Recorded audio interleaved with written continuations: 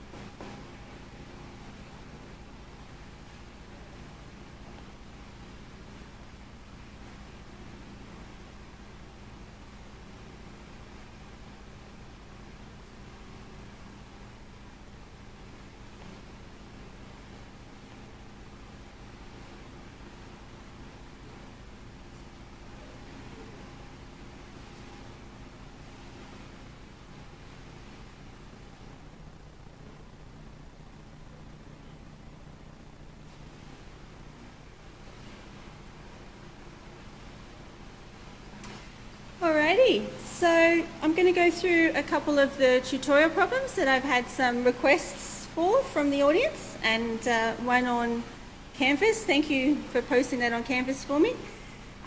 So questions 10, 11, 15 and 17 are the 4 questions, but as I go through, if anything's not clear, please raise your hand and let me know, and I'll try and explain it in a different way. Alright, so first up, question 10. The question tells you that you need to apply De Morgan's theorem. So the first thing I'm going to write down is the 2 rules that correspond to De Morgan's theorem. So these are the 2 relationships I'm going to need to try and apply to answer this question. So the first one says if I have A and B, all of it inverted, so in other words a NAND gate, that is equivalent, exactly equivalent to this expression on the right. So I can take A bar and OR it with B bar and I will have exactly the same result. The next expression that I might want to use is the dual version of De Morgan's theorem, which says that if I have A or B followed by a inversion, a NOT gate, that's actually equivalent if I built this circuit where I had A bar ANDed with B bar. So these are the 2 expressions that I need to use in order to simplify, using Boolean algebra, the expressions in the question. So let's do the first one. I'm given this. Now, even though these are written out in terms of A and B, you can have actually any term can stand in there for A and any expression can stand in there for B, as long as the 2 expressions are ANDed together. So I could have A and B equals A bar or B bar, but similarly, it's also true that C and D equals C bar or D bar. So obviously it's true even if I have different labels for the variables. And if I replace those variables by terms, it's also true. So if I had AB and CD, I can take this as one, this is the other, and still apply De Morgan's theorem. And I have that this is equal to AB bar or CD bar. So all of these are different applications of De Morgan's theorem. Any questions at this point? Yeah?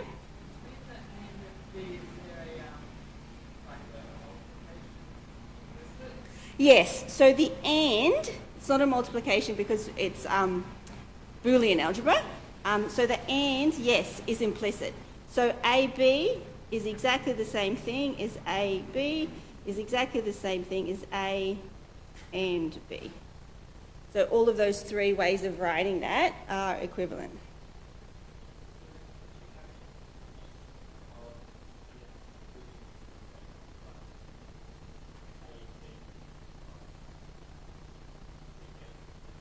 Yes, so yep, you can have any possible combination. So there has to be an and in between two.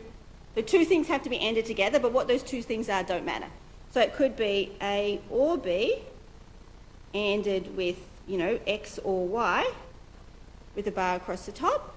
And this is the first term anded with this whole thing is the second term. So when I apply De Morgan's theorem, I have to invert the first one, the whole of the first one, and all that with the invert the whole of the second one. So I need to identify what's the first part of the and, what's the second part of the and then split them up using De Morgan's theorem. Okay. So let's do that for this example. So everywhere there's a dot, the dot has been dropped, but basically that's what we've got. So you could actually have a couple of options here. You could say it's A anded with all of this as the second term. That's one valid interpretation you could make. Or you could say this is the first term anded with this is the second term. And that's what I'm going to do because it's going to be a bit easier. So this is my first term anded with my second term, and the result of all of that is inverted. So I can apply De Morgan's theorem. So to apply De Morgan's theorem, I take out the first term, which happens to be A and B bar, and I invert all of it. This is the most important thing. The bar has to go across the entire term, and then I OR that with the inversion of the entire second term. Okay, so now this expression here is equivalent to this expression here. So if I build a circuit using gates for this, I'd get exactly the same functionality as if I built a circuit using gates that did this. And I can apply De Morgan's theorem again here. So I apply this one again. So I take the first term is A, the second term is B bar, and I need to invert both of them. So now I've just done De Morgan's theorem here.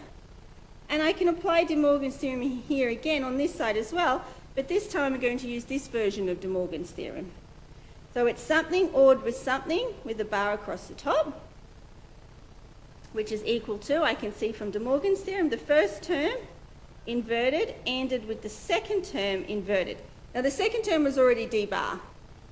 And when I invert that, I add a second bar, and we know that if you invert something and invert it again, you've basically got back to what you started with. So this entire thing here is actually equivalent to C bar and D, because D bar bar is the same thing as D. And on this side, the same thing as well, A bar or B, because B bar bar is the same thing as B. So all I've done is replace B bar bar by B and D bar bar by D.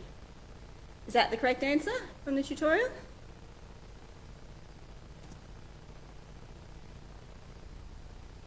So we were doing 10A and the solution told me A bar or B or C bar D. Yep. By the way, it's quite common for me to make mistakes as I go, so please, if you see one, point it out before we get too far. But in this case, I think we've got the correct answer, so I'm happy with that working out. Any questions there? Do you want me to do another one from question 10 or move on to 11? Let's move on to 11 because it's exactly the same but a bit more difficult. I've just realised you couldn't see that scribble I did down here. Please tell me if I do that.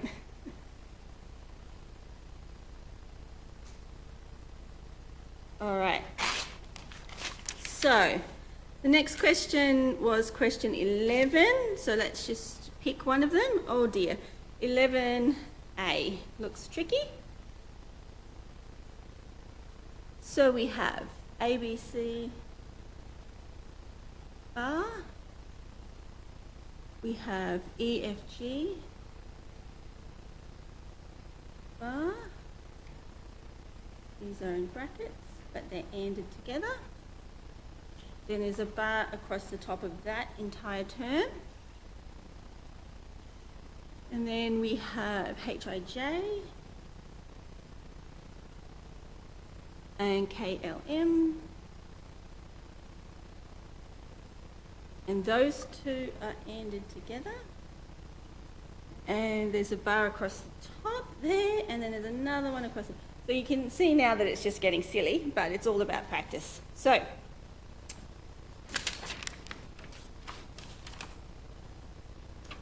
all right, so which one am I going to apply first? The one on the left or the one on the right? The one on the right. Excellent. I'm going to apply the one on the right because I can clearly see. Now, this bar across the top of this entire thing means that this is one term because the bar is across the whole thing. I can't split this up just yet. And this bar across here works like brackets, so that means this entire thing is in brackets. So this entire thing is one term. This entire thing is another. So I'm going to use this expression, A or B, with a bar across the top.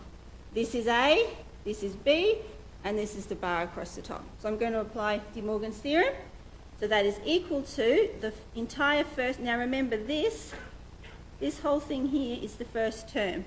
So it's A, B, C bar, E, F, G bar, bar. So that's the first term.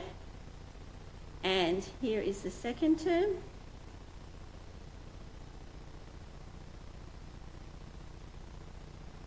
Now to do De Morgan's theorem, I have to AND them together and invert them. So I've taken each term, all of them together. No, AND them together, that's right. AND them together and then invert them separately. Yep. Oh. If I could. So the control system's actually gone down again. So the technician manually set it up so I can only have it like this and I can't change it. He also said I can't change, unless I can do it manually somewhere, I can't use the control pad anymore. Hang on, maybe. No, all I can do is change the... Did that work? Oh, perfect. Brilliant. Okay. Randomly pressing buttons sometimes helps. All right. Okay, great. So, first step. What do I do now? Yep. Anyone? Perfect. Over here, I have two bars. Now, the important thing is they're both across exactly the same letters. If one of these was slightly shorter than the other, covered even just one letter different, I couldn't cancel because they're both across exactly the same expression. These two will cancel and these two will cancel. So I now have A, B, C bar, ANDed with E, F, G bar, ANDed with H, I, J bar, ANDed with K, L, M. I probably don't need these brackets because the bar also works as brackets, so it's a bit redundant, but just to be clear on what I'm doing, I've kept them in, but you don't actually need these brackets because the knot across the top already tells you that it's all together as one term. All right, so in the answers, did they go further and apply De Morgan's again inside these brackets? Let's have a look.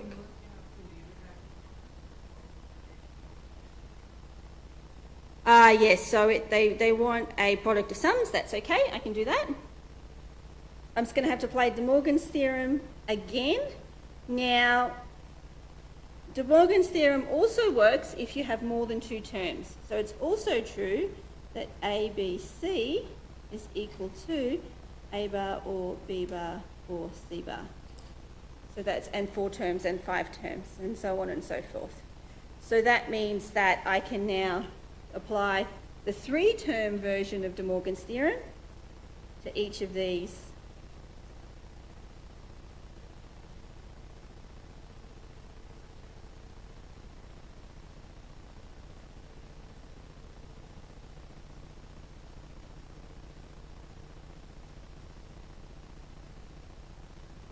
Okay, and that should give me the answer.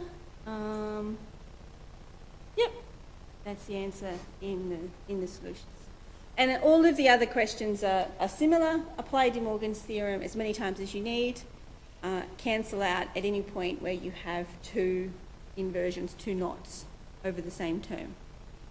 Cool. Any questions? Yep. So De Morgan's theorem is just basically a matter of practice. Now let's go to question 15. This is the other one I was asked for.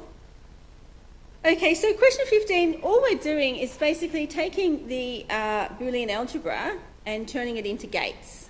So we're looking for every AND, we're going to use an AND gate. For every OR, we're going to use an OR gate. And for an inversion, we're going to use a NOT gate. So I don't need De Morgan's theorem anymore.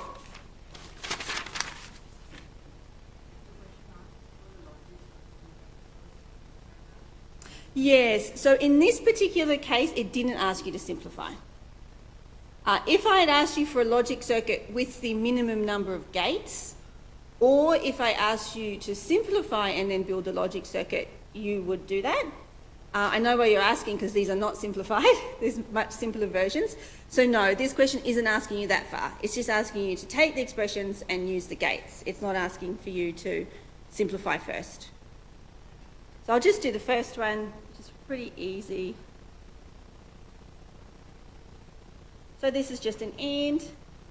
So I take my input A and my input B and put it through an AND gate. Same thing here. I could draw a separate, I could draw a NAND gate there, or I could just use the AB I've already created and put it through a NOT gate. So this is AB coming out of this gate, and this is AB bar coming out of this gate, and then I want to OR those two terms together, so I draw an OR gate. So it's really just going through like that, through the logic expression. All right. Any questions on 15? Next one is 17. Okay, so this is the reverse. Now I'm going from a circuit to a Boolean algebra expression. And I think the confusion here might just be because all of the inputs are labels rather than A, B, C, D, but the process is exactly the same. So I'm going to draw it slightly differently than what you see in the question. So we have I'm going to make the NOT gates explicit.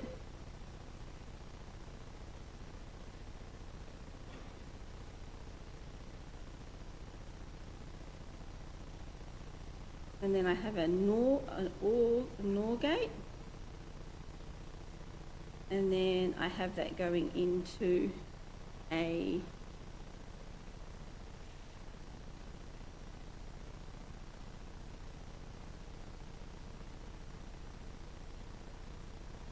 AND gate.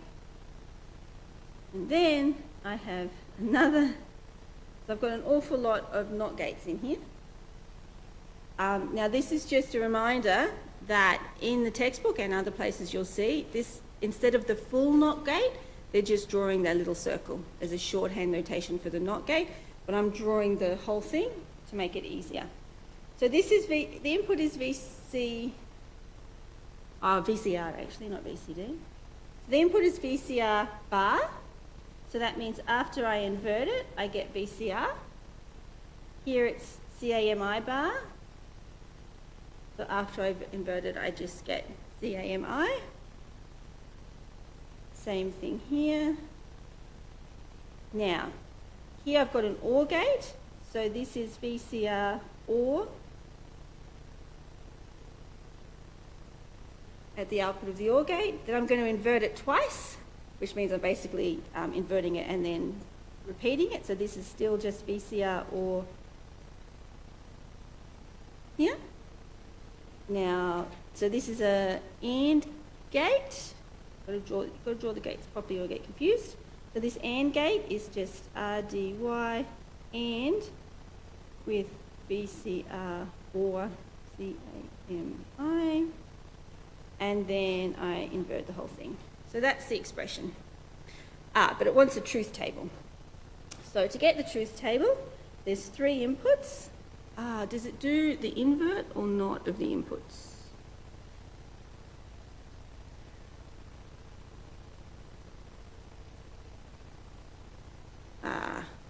Okay.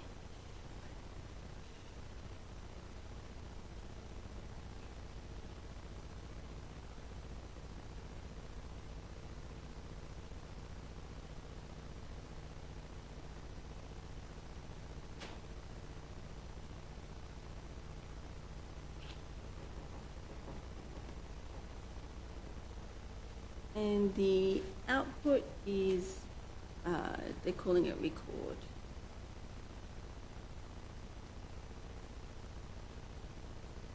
So there's 8 possible combinations.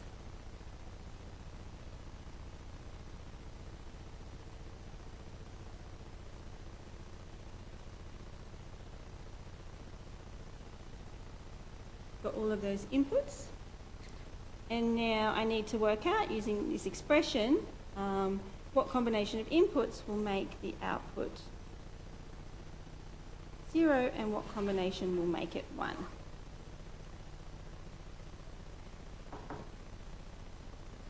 What's going to be the easiest way to do this? So actually there's a couple of ways here. I could work out each combination one at a time, or I could turn this into a sum of products or a product of sums format and fill in the truth table that way, because it'll be a little bit easier. Because we remember last week that if you put it into a standard sum of products form, then each of those standard products corresponds to one row of the truth table, and vice versa if you put it into a standard product of sums form. But to do that, I have to apply De Morgan's theorem. So let's apply De Morgan's theorem here. So I have R dy ORed with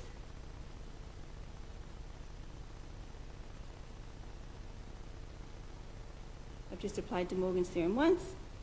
Can you see that? Yep. So let's apply it again. So I have R dy bar, or apply it here. I have VCR bar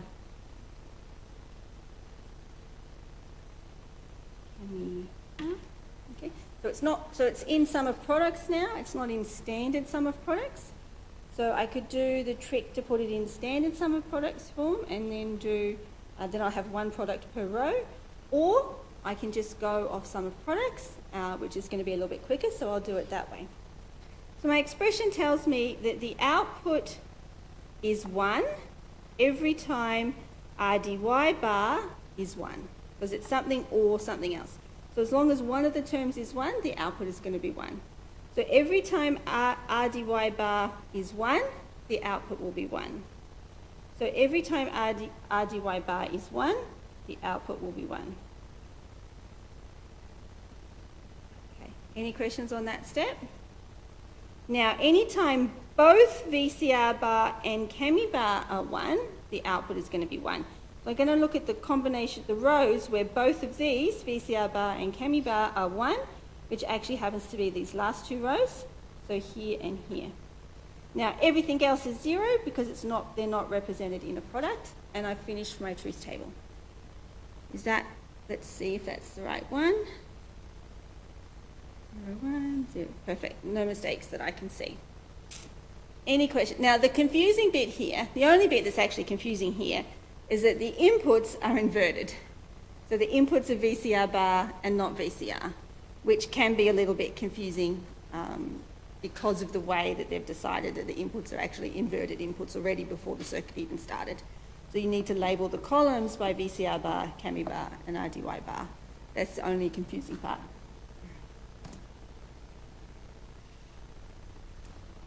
All right, so that was every question that I was asked to look through in the tutorials. Was there anything else before I move on to the project? No? Okay, so the project has now been posted on Canvas. It's been up for a couple of days. So if you go to the assessments project page, it's project part A, which is the first part of the project. So overall in this project, you're going to build a circuit which is going to display your student number 1 digit at a time on a 7-segment display.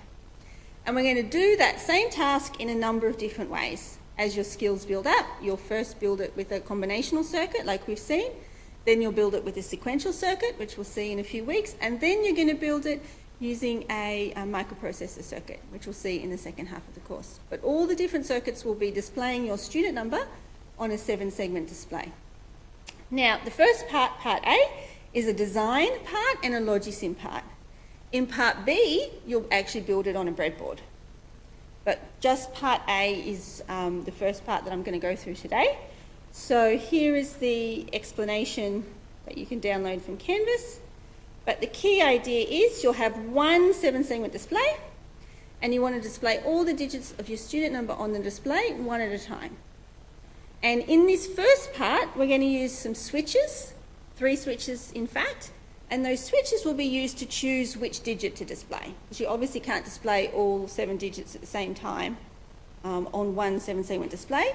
So if the switch input is binary 0, you'll display the 0th digit, which is the letter C. If the switch input is binary 1, you'll display the first digit, which in your case is probably a 3, and so on and so forth. So it's not like the lab. In the lab, you're using a decoder chip that someone's already designed, and it takes your binary input. So if you put in a 3, it'll display a 3. If you put in a 5, it'll display a 5. That's what you're doing in the lab. This is different. This is a bespoke decoder circuit, which will not display a 3 if you put in a 3. It will display whatever is the 3rd digit of your student number if you put in a 3. Okay? So, does everyone understand what the circuit needs to do? Actually, let me show you it working. So here is the final Logisim design, and I'm going to work through how to get here, but here is the final Logisim design, and let's see it working. So I have designed this particular circuit for this particular student number.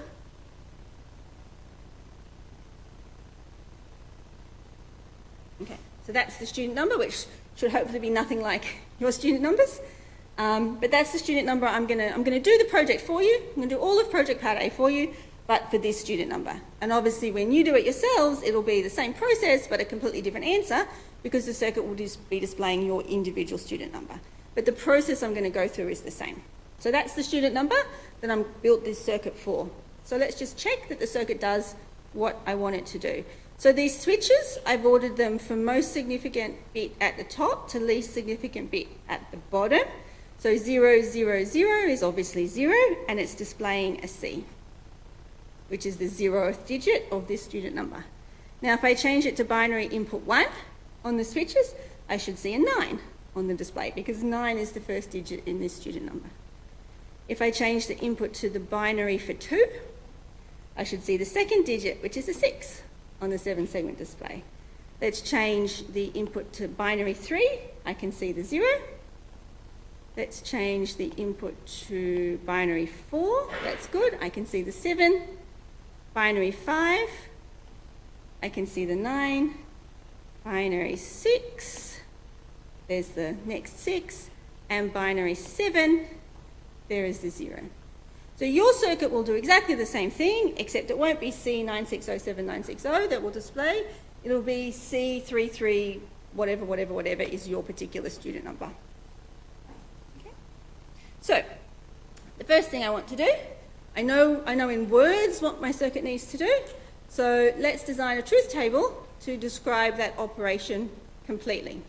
So what are my inputs? What are my inputs to this circuit? Anyone from the audience can help me? Yep. 3-bit binary. So switch 2, switch 1, and switch 0. So I've labelled them S2, S1, S0.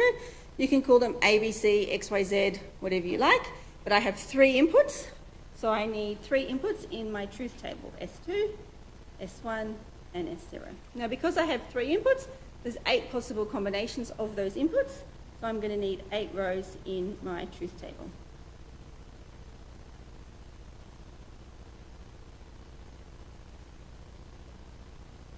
Okay, so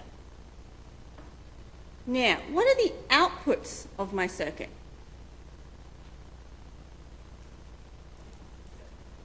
The 7 segments, yes. So A, B, C, D, E, F, and G, those signals which drive the 7 segments of my 7-segment display. So in this particular, let me get up. So let me draw you a 7-segment display, because we're going to need this. So there's my 7-segment display, and this is going to be, I'm going to call that the LED A, B, C, D, E, what did I call it? F and G. So this is segment A. So if my signal A goes 1, this segment will turn on. So you can see over here, my signal A is 1, so this segment has turned on. In fact, in this solution, A is always 1, so let's look at a different segment. Let's look at segment B, which is this one here, the top right one, and let's see if I can turn it off somehow. Do I have any digits that turn it off? 6 turns it off. So, there. So you can see here that this line here, which I've labelled B, drives that top right segment. And you can see it's a dark green, which means logic 0 or voltage low. So when that input line there to segment B is a 0, that segment turns off. And if I change my input, such that that line goes high, that B signal goes high, that segment will turn on. So I don't need to, I'll talk about how you actually build this circuit later on, but the key point you need to know here is that we have those 7 outputs, A, B, C, D, E, F, and G, and we need to turn those on and off in order to display the correct numbers we need for our student number. So let's put all of those outputs. So we have A, B, C, D, E, F, G. All right, now the student number I want to do is this one. So when it's all zeros, I want a C. When it's 001, I want a 9. This is going to help me decide what my segments need to be. All right, so first row, I want the output to be C.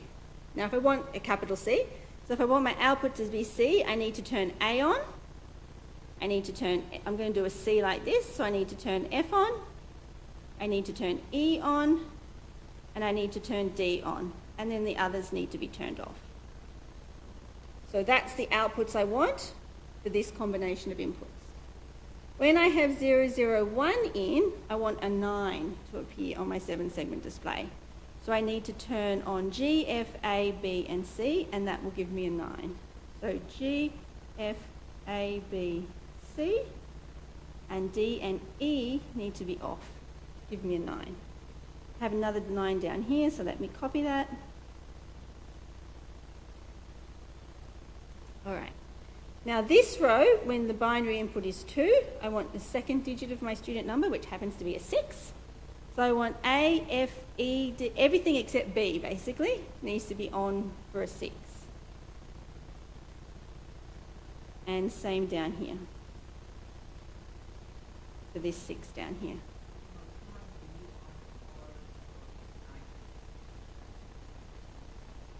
Oh, the D, the bottom. Yeah, you could if you wanted to do your 9. Yeah.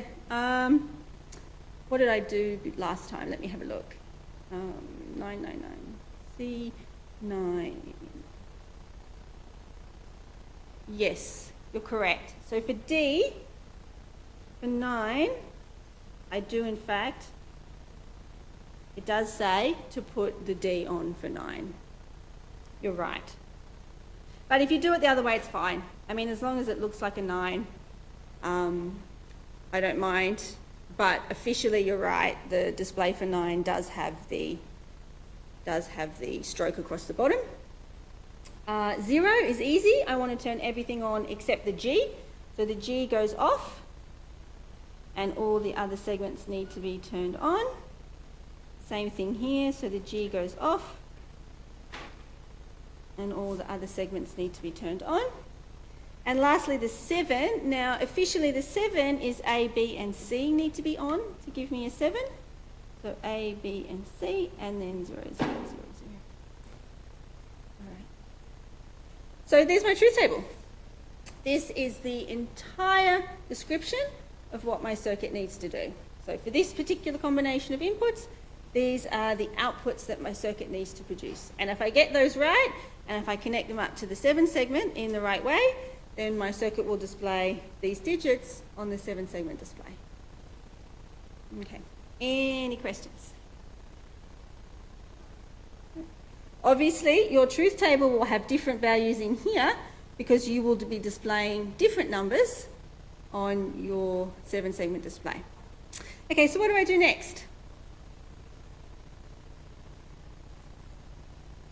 Eventually I want to build this logisim circuit. So what do I need to do first?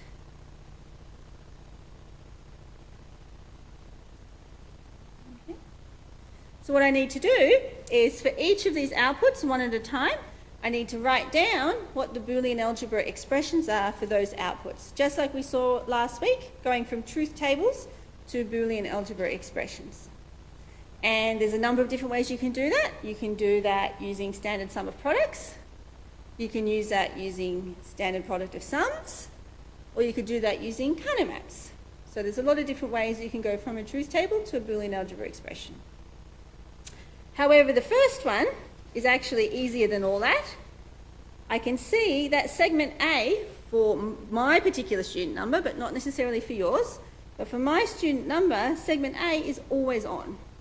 So the Boolean algebra expression for A is really, really easy. A is always 1. Yep. Yeah, good. Thanks.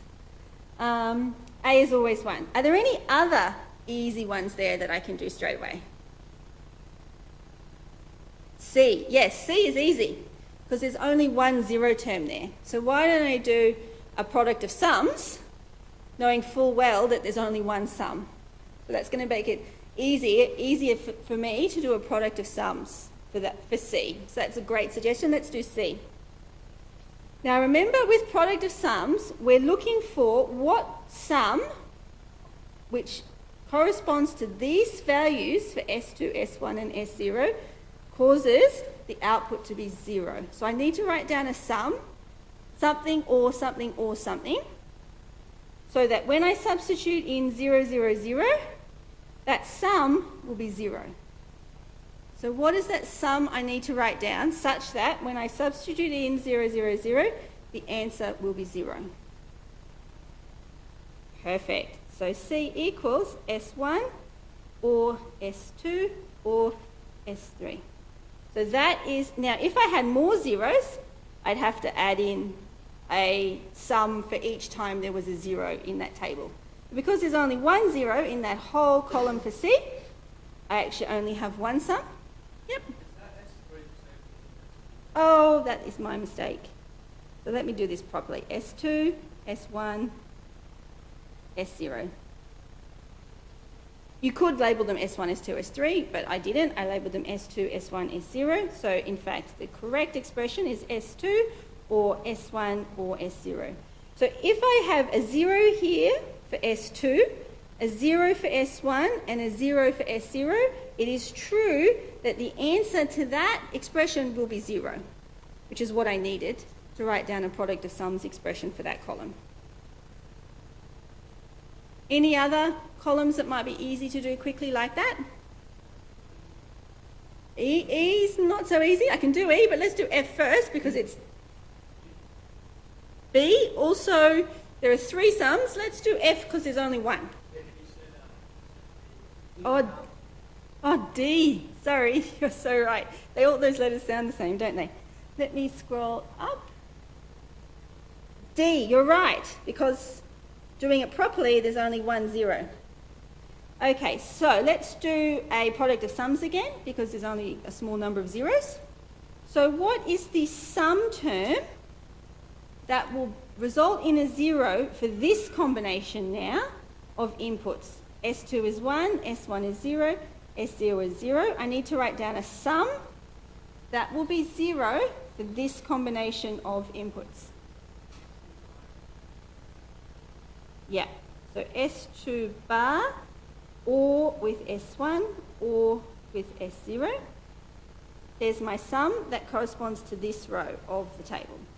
So this sum, if S2 equals 1, that means S2 bar equals 0, and these are 0. 0 or 0 or 0 is 0, and that's the only combination. That's the only combination that will make this sum 0. 1, 0, 0 is the only combination of inputs that will make this particular sum 0. So this is the sum that represents this row in a product of sums expression. So yep, here is the expression for D. Okay, I'll do one more easy one, which is F. F, again, luckily, only has one. Now yours might not have as many that are this easy, but let's go through them because this one does. F, what's the sum here? It's the same. Oh, yes, it is. Perfect. This is very easy. Now let's do one that's not so easy. I could do, if I did B, if I write down a product of sums for B, now I have 3 terms. I have to come up with 3 sums because there are 3 rows where B is 0. So this one I've already seen, haven't I? It's S2 or S1 or S0. And I need to come up with what combination of S's will make this sum 0, and it's S2 or S1 bar or S0. And finally, I need this row here, and the combination, the particular sum that will make the output 0 for this combination of inputs is S2 or S1 bar, S2 bar or S1 bar or S0. So there is my expression for B. Yep.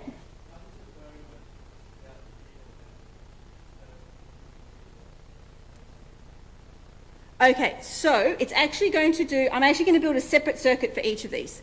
We're going to build a circuit for A, I'm going to build a circuit for B, so I'm actually going to have 7 different circuits, 1 for each of these outputs. And those 7 different circuits are going to be joined to the 7 different segments of the 7-segment display. Okay. And now I'm going to be able to reuse some of those circuits maybe, but we'll talk about that later. But right now I'm going to build 7 different circuits, 1 for this expression, and that circuit's obviously going to be easy. I'm just going to connect that segment directly to VCC. I'm going to build a circuit that does this, which is going to be a 3-input OR gate, for example, and so on and so forth. This one was being a more complicated circuit, so I actually need to simplify this before I build this one, because this is too many gates. But let's have a look at how we might do B instead using Carnot maps. Yep? That's okay. Questions are good. Oh, thank you. Anything else? Okay. So let's go to B and show you a different way of doing it, which we talked about.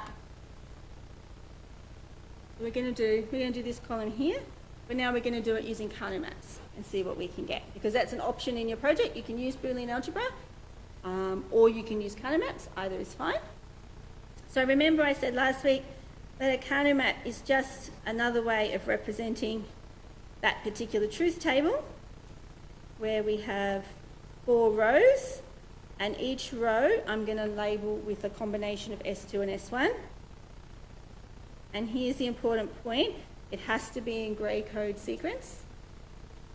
Then I'm going to have 2 rows, and they're going to be selected by S0, so it's either 0 or 1. Now I'm just going to copy across these entries in this column for B to this Carnot map for B. So I'm going to ignore the rest of the truth table. I'm only dealing with the inputs and column B now. So combination 0, 0, 0, which corresponds to this square, has a 0. Combination 0, 0, 1, 0, 0, 1 has a 1. 0, 1, 0, 0, 1, 0 is this row, has a 0. 0, 1, 1, 0, 1, 1 is this row, has a 1. Next row is 1, 0, 0. Now 1, 0, 0 corresponds to this square, which has a 1. 1, 0, 1, 1, 0, 1 corresponds to this square, and it also has a 1. Then 1, 1, 0, 1, 1, 0 corresponds to this square, and it has a 0. And 1, 1, 1, 1, 1, 1 corresponds to this square, and it has a 1. So there's my Carnot map for B. Now, if you remember from last week, I said what we need to do with the Carnot map is draw groups around the 1 entries, and we need those groups to be as big as possible, and we want as few of them as possible. So my groups can be size 1, 2, 4, or 8. Now, there are 8 squares here, and some of them are not 1. So I cannot draw a group of size 8 consisting only of 1 entries. So let's go back to the next size, 4. Is there a group of size 4 I can draw consisting entirely inside that group of only 1 entries? Yep, the column, exactly. This entire column is a group of 4, and every entry inside that 4 is 1, so I can draw that nice group. So now I've covered all of these ones. There's one left. There's one over here that hasn't been covered by a group, so I can add one more group to cover that entry there. Okay, all good? Not good. What did I miss? What did I do wrong here? So what were my rules? I need my groups to be as big as possible, and I need to use as few groups as possible. Which rule did I just break? As big as possible. So I've drawn a group of size 1 here, when actually I could have drawn a group of size 2 and achieved the same effect of covering all ones in the Kano map. Yes, so the rule is that every entry that's a 1 must be in at least one group. So it must be covered at least once, but it can be covered multiple times, it's perfectly fine. And that's a common error that I see with students who are just learning Kano maps, not making bigger groups when it's possible to do so. Okay, so there's my Kano map. Everyone can see I've satisfied my rules. I've covered every possible one. I have as fewer groups as possible, which is 2, and every 1 entry is covered. Now, here's how we go to the Boolean algebra expression, which is what you haven't seen yet, but I'll give you a taster for next Thursday. So if I have a look at this group has in common that S0 is 1, but every possible combination of S2 and S1 is included in this group. So for this group, I can actually just write down the expression S0. I'll come back to that in a minute. This group here, everything the 2 entries in this group has in common is that S2 is 1 and S1 is 0, but every possible combination of S0 is found in that group. So for this group, I write down S2, S1 bar.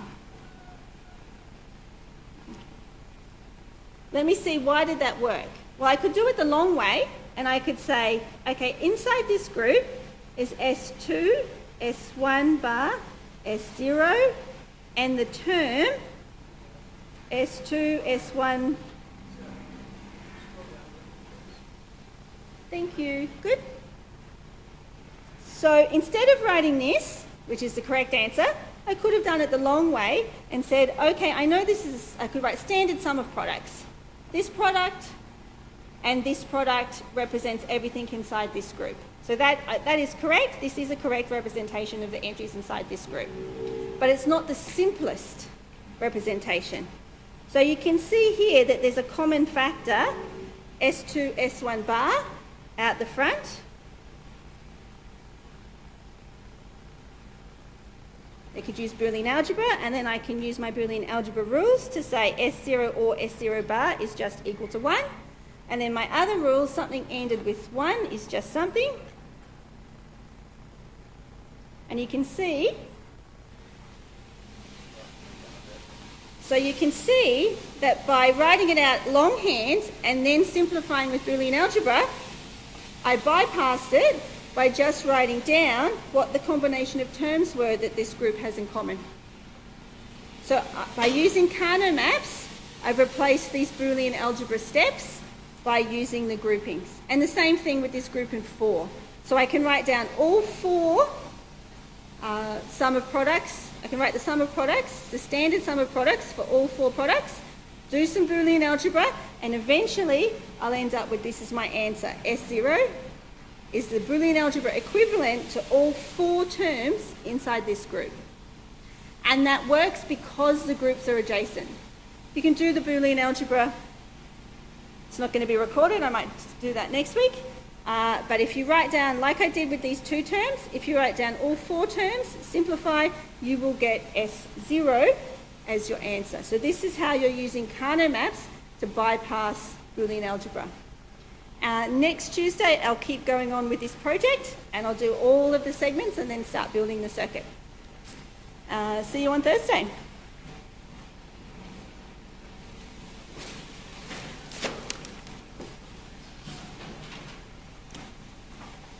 How do I turn this off? I have no idea. Maybe power? Good thinking. Can I just, I just wanted to write something down there. Yeah, sure. Oh, you just want to copy that, that's fine.